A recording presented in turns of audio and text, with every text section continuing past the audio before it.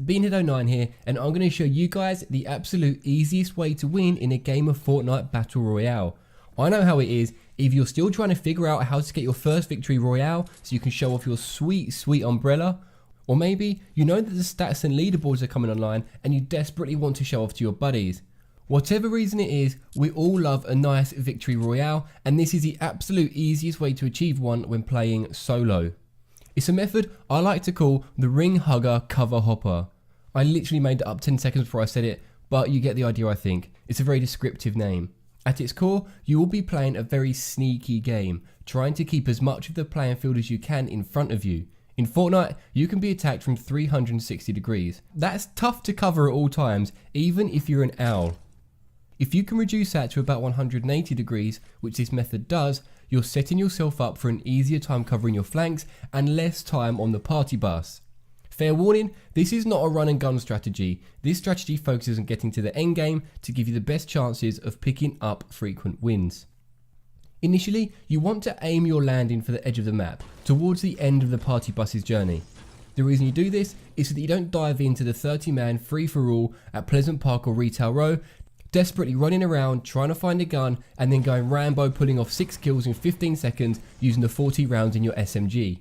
Yes, it can be done, yes it's fun, but 9 times out of 10 you'll be straight back on that party bus.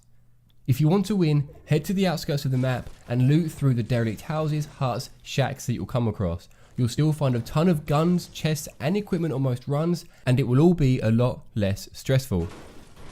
Once you're settled, identify where the first ring is and head there, slowly, don't rush.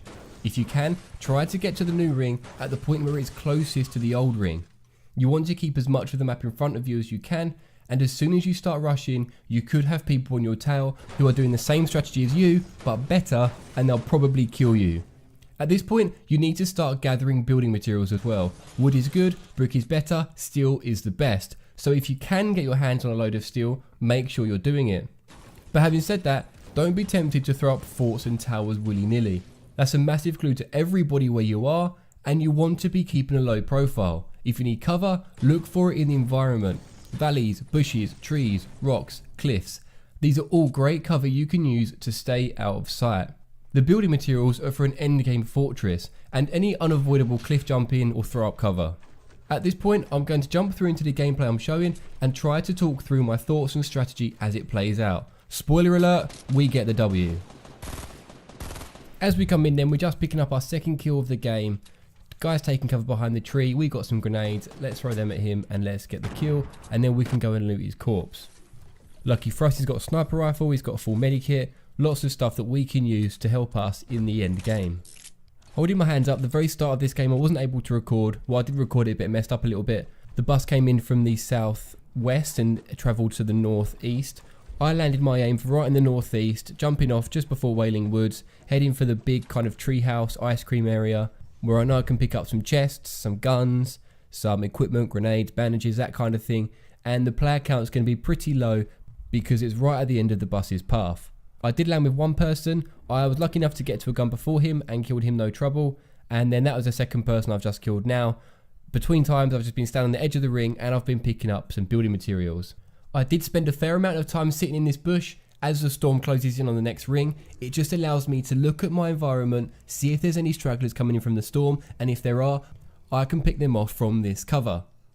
As it was, there wasn't any stragglers, there wasn't anybody running from the storm, so I've got my eyes on the next ring, which is to the north, and you can see that just on the northern point, that is where it's closest from the new ring to the old ring. That's the point which I'm going to be aiming for, because it's the shortest travel time between the two storms if I go around the outskirts of the ring, keeping most of the map to my left on the west. As I do move around, I'm trying to use as much natural cover as I can to avoid building and drawing attention to myself.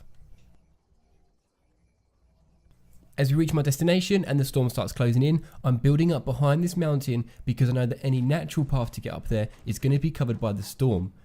I've also positioned my ramp outside of the ring in the storm so that nobody can use my ramp, follow me behind and get the jump on me. These are all techniques to keep your profile low, to keep you out of sight and to keep enemies away from you. You'll see this whole time I've been on that right hand side of the ring looking to the left, so I know that nobody's behind me and I've just got to watch what's in front of me and to the sides. Like I said, champs, this isn't the most fun, thrilling run and gun strategy. It's a good way to win if you want your umbrella and you want to boost your stats. Moving on to the next ring then, and it's a very similar approach. Again, the new ring is right on the edge of the old ring, so there is a perfect point at which there's the least distance to travel between the two, and that's where I'm heading. I've actually got to head south and I've got to head east to get to it, and that's the route I've taken now. The extra factor